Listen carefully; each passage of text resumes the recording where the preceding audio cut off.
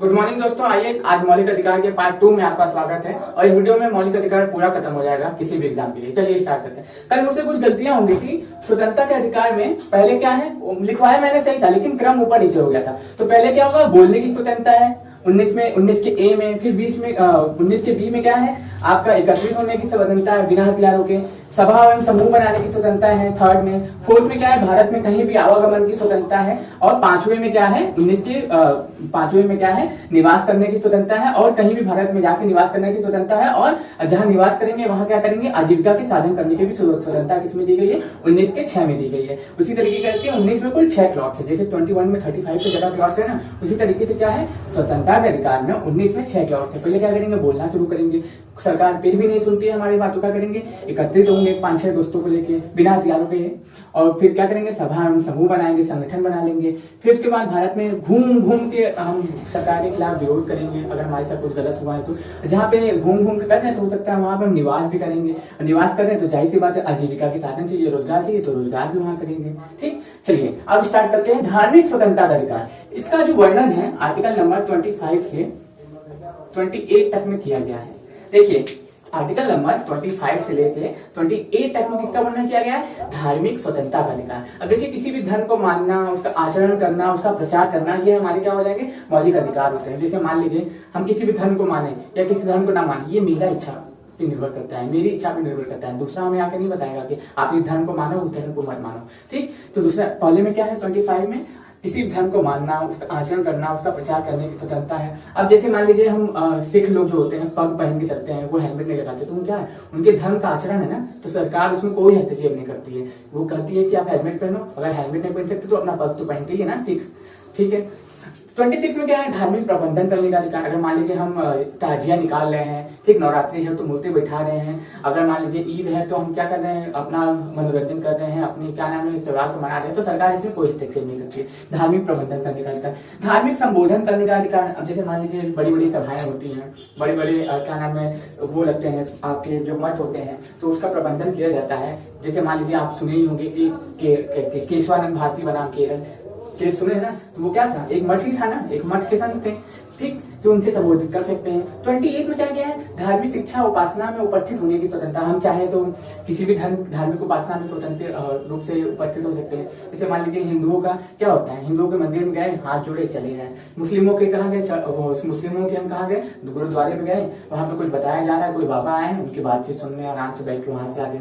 Church में गए, church में भी कुछ लोग आते हैं जो हमें बताते हैं कि हमें ये नहीं वो करना चाहिए, हमें इसके निर्देशों का पालन करना चाहिए, तो हम वहां पे भी गए उसको भी माने। ईसाइयों में भी गए हम लोग, कहीं पे भी जाके उनके क्या करें बातों को सुने, उनके सभाओं में संबोधित हो, उनके सभाओं में उपस्थित हो, तो हमें कोई हस्तक्षेप कोई नहीं करेगा, कोई रोक टोक नहीं होगा। क्यों? क्योंकि आर्टिकल नंबर 28 में लिखा हुआ है कि धार्मिक शिक्षा की उपासना करने का अधिकार, उसमें सभा में उपस्थित होने की स्वतंत्रता, ये सभी कौन सा आर्टिकल हमें दिखाता है 25 से 28 में क्या है इसका संवैधानिक। ठीक, ये क्या है धार्मिक स्वतंत्रता का अधिकार। आर्टिकल नंबर 25 से 28 तक इसका वर्णन किया गया। ठीक, अब क्या है सांस्कृतिक एवं शिक्षा संबंधित अधिकार। अब देखिए ये सांस्कृतिक एवं शिक्षा संबंधी अधिकार जो है ना, ये केवल अल्पसंख्यकों को प्राप्त है। किसको है?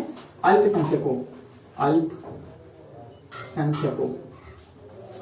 संख्यकों, ये अल्पसंख्यकों को प्राप्त अधिकार है। क्या करेगी सरकार 29 के तहत अल्पसंख्यकों के हितों का संरक्षण करेगी, उनको जो दिया जाना चाहिए, उनको जो सुविधाएं दी जानी चाहिए वो कौन करेगी? सरकार उसका प्रबंधन करेगी, उसका निर्देशन करेगी और वो सुविधाएं लोगों को उपलब्ध कराएगी। कौन? सरकार। अल्पसंख्यकों की शिक्षा संबंधित अधिकार, अल्पसंख्यकों के जो शिक्षा होगी उस पर देख रेख सरकार करेगी, सरकार उसका प्रबंधन करेगी, उसको अनुपालन करेगी और उसको पूरी तरीके से स्थापित करेगी। कौन करेगा?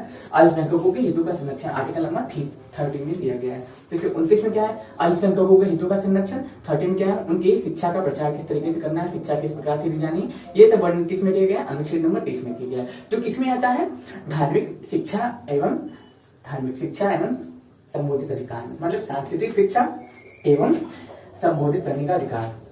अब देखिए 20 अब हमारा लास्ट है कौन सा आर्टिकल 32, जिसे संविधान की आत्मा कहा है। किसने? B.R. अम्बेडकर ने। जो हमारा जो संवैधानिक चारों का अधिकार है 32 इसको बी आर अम्बेडकर ने संविधान की आत्मा कहा है। ऐसे तो संविधान की आत्मा किसे कहा जाता है, उद्देशिका को कहा जाता है, लेकिन पूछेगा कि भीमराव अम्बेडकर ने किसी संविधान की आत्मा कहा है, किस आर्टिकल को संविधान की आत्मा कहा है, तो किसको कहा है, इसको संवैधानिक उपचारों का अधिकार। ये कौन सा हमारा मौलिक अधिकार है, 6वां मौलिक अधिकार जो लास्ट है, लास्ट याद रखिएगा। इसको डॉक्टर भीमराव अम्बेडकर ने संवैधानिक उपचारों के अधिकार को क्या कहा है, संविधान की आत्मा कहा है, लेकिन उद्देशिका को भी आत्मा कहा जाता है। याद रखिएगा कौन किसको कहा गया है, ये जरूरी है। पूछेगा कि भीमराव अम्बेडकर के अनुसार किस आर्टिकल को संविधान की आत्मा कहा जाता है, तो क्या बोलेंगे, आर्टिकल नंबर 32। क्या लिखा हुआ है, संवैधानिक उपचारों का अधिकार। अब सुनिए इसमें होता क्या है 32 के तहत, ठीक, आर्टिकल नंबर 32 के तहत सुप्रीम कोर्ट और आर्टिकल नंबर 226 के तहत हाई कोर्ट में हम लोग क्या कर सकते हैं, रिट जारी करवा सकते हैं। जैसे मान लीजिए हमारे किसी मौलिक अधिकार का अगर सरकार हमें देने से रोकती है, अगर उसमें कोई हस्तक्षेप करती है, कोई भेदभाव करती है, तो हम लोग क्या करेंगे, आर्टिकल नंबर इसके तहत 32 के तहत कहाँ जाएंगे हम लोग, सुप्रीम कोर्ट। आर्टिकल नंबर 226 के तहत कहाँ जाएंगे, हाई कोर्ट जाएंगे डायरेक्टली, अगर हम लोग के मौलिक अधिकारों का हनन होता है हमसे। तो उसमें देखिए 5 प्रकार के रिट का वर्णन किया गया है। कौन कौन से रिट हैं, अब ये जरूरी है क्योंकि 5 प्रकार के जो रिट हैं उनसे भी क्वेश्चन बनते हैं। आर्टिकल नंबर 32 में जो लिखा हुआ है कि 5 प्रकार के रिट जारी करती है सरकार, उससे क्वेश्चन पक्का बनते हैं, 100% बनते हैं। देखिए पहला क्या है, बंदी प्रत्यक्षीकरण।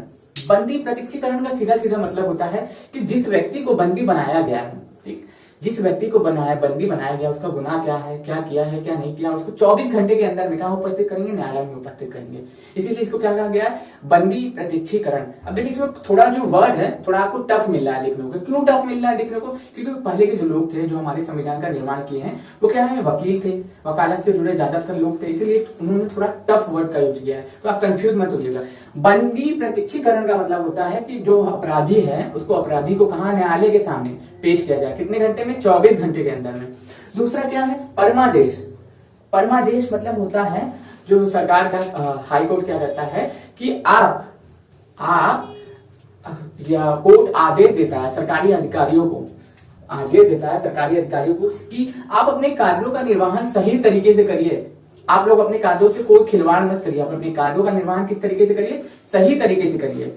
तीसरा हमारा क्या हो जाएगा, प्रतिषेध। ऊपरी न्यायालय, जैसे मान लीजिए जिला हाई कोर्ट बोलेगा जिला न्यायालय को कि ये जो मामला है, ये जो मुकदमा है आपके अधिकार क्षेत्र से बाहर है, कृपया आप इस मुकदमे को हमारे पास भेज दीजिए। तो ये क्या बोलेंगे, अधिकारों की बात की गई है। चलिए स्टार्ट करते हैं परमादेश से। परमादेश में क्या होता है कि जो सरकारी अधिकारी को उच्च न्यायालय क्या करता है, आदेश जारी करता है कि अपने कार्यों का आप निर्वहन सही तरीके से करिए, अन्यथा आपके खिलाफ सख्त से सख्त कार्रवाई की जा सकती है। नीचे क्या है, प्रतिषेध। ऊपरी न्यायालय, ऊपरी न्यायालय निचले न्यायालय को आदेश देता है कि यह मुकदमा आपके कार्य क्षेत्र से बाहर है, कृपया आप इसे हमारे पास भेज दीजिए। उसी तरीके से मिलता जुलता क्या है, उत्प्रेषण।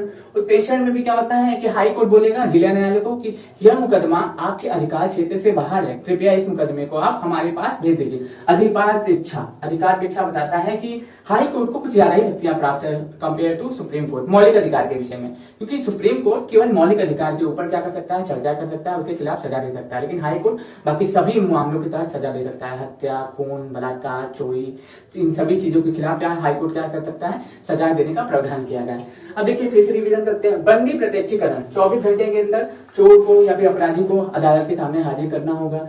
परमादेश, सरकारी अधिकारी को आदेश देता है कि क्या करिए, अपने कार्यों का आप निर्वहन सही तरीके से करिए। तीसरा है प्रतिषेध। ऊपरी न्यायालय निचले न्यायालय को बोलता है कि यह मुकदमा आपके कार्य क्षेत्र से बाहर है, कृपया आप इसे हमारे पास भेज दीजिए। चौथे में क्या है, उत्प्रेषण। उत्प्रेषण भी वही है, सीधा सीधा जिला न्यायालय को हाईकोर्ट आदेश देता है कि यह मुकदमा आपके कार्य क्षेत्र से बाहर है, कृपया आप इसे हमारे पास भेज दीजिए। पांचवा क्या है, अधिकार प्रेक्षा। कुछ अधिकार मिले हुए हैं हम लोगों को मौलिक अधिकार के तहत, उसके बारे में इसमें वर्णन किया गया। देखिए 5 प्रकार के रिट है, बंदी प्रत्यक्षीकरण, परमादेश, प्रतिषेध, उत्प्रेषण और अधिकार प्रेक्षा लेख। अब देखिए 32 तक तो मैंने समाप्त कर दिया, ठीक। 32 के बाद 33, 34, 35 में भी कुछ प्लॉट्स हैं, उसको भी जान लेते हैं, क्योंकि काफी यूट्यूबर इसके बारे में नहीं बताते हैं, 12 से 35 ही बता देते हैं। वो 12 भी नहीं स्टार्ट करते हैं, 14 से स्टार्ट करते हैं, ठीक। तो हम 14 से नहीं, हम 12 से ही स्टार्ट किए हैं और आपको 33, 34, 35 में बताएंगे। संसद क्या करती है, सशस्त्र बल, खुफिया विभाग और सेना के अधिकारियों के कुछ मौलिक अधिकारों पे पाबंदी लगाने का कार्य करती है। कौन, संसद। याद रखिएगा। 34 में क्या है कि मार्शल लॉ जहां लागू हो जाता है वहां पे कुछ लोगों के कुछ मौलिक अधिकार का हनन होता है, मतलब ये भंग कर दिया जाता है, उनके पास पूरे उनके मौलिक अधिकार प्राप्त नहीं होते हैं। 35 में क्या किया गया है, 35 में अधिकार प्रेक्षा लेख का वर्णन है, मतलब कि मौलिक अधिकार के विषय में संसद कानून बना सकती है। किसमें लिखा है? आर्टिकल नंबर 35 में लिखा है। याद रखिएगा आपको दोस्तों, ये तो मेरा मौलिक अधिकार का पार्ट 2 है। पार्ट 1 आपको यूट्यूब पे पहले ही मिल जाएगा, तो इसको उसको आप देख लेंगे ना, तो आपका एग्जाम में पॉलिटी से तो कोई क्वेश्चन नहीं खुद छूटेगा, मौलिक अधिकार से अगर आता है तो। ठीक, डीपीएसपी ऑलरेडी अवेलेबल है हमारे चैनल पे। राज्य के नीति निर्देशक तत्व जिसे कहा जाता है वो अवेलेबल है ऑलरेडी। 22 भाग भी आएंगे आपको, संविधान के स्रोत भी अवेलेबल है वहां पे। धीरे धीरे तरीके से धीरे धीरे सब्जेक्ट वाइज आपका पूरा कोर्स कंप्लीट कर दिया जाएगा। तो आपको आई होप आपको ये लेक्चर अच्छा लगा होगा, आपको ये समझ में आया होगा। अगर समझ में आया, अच्छा लगा, तो हमारे चैनल को लाइक करें, सब्सक्राइब करें और हमारे चैनल को यूं ही आगे बढ़ाते हैं। धन्यवाद।